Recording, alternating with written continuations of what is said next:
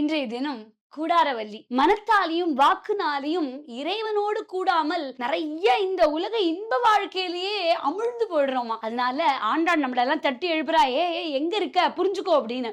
கூடாரை வெல்லும் சேர் கோவிந்தா உன்றன்னை பாடி பாரி கொண்டு கோவிந்தனை பாடாத மனசு என்ன மனசோ அப்படின்னு கோவிந்தனை பாடணும் அப்படின்னு நமக்கெல்லாம் உத்வேகப்படுத்துறா. அது மாத்திரம் இல்ல, ரங்கநாதரை கல்யாணம் பண்ணிட்டேன்னா 100 தடா அக்கார வடிசல் 100 தடா வெண்ணையும் திருமாலிருஞ்சோலை அழகருக்கு வேண்டிண்டா. ஆனா ரங்கநாதருடைய ஐக்கியமானதுனால பண்ண முடியலையேன்னு ரொம்ப ஆதங்கப்பட்டார் ராமானுஜ சுவாமி. அதனால அவர் தங்கையா நினைச்சுன்னு ஆண்டாள் பண்ண வேண்டியது அவர் பண்றார். அதனால குழந்தை கர்ப்பகிரகத்தில இருந்து ஒரு குழந்தை ஓடி வந்து அண்ணா அப்படின்னு கூப்பிட்டுதான். ஆண்டாளே கூப்பிட்டாப்புல ஆனந்தப்பட்டார். அதனாலதான் ராமானுஜ சுவாமிக்கு கோவில் அண்ணன் அப்படின்னு ஒரு பேரே வந்தது. ஏற்பட்ட குடாரவல்லி திருநாள் அன்னைக்கு கோவிந்தனுடைய புகழ் பாடுவோம்.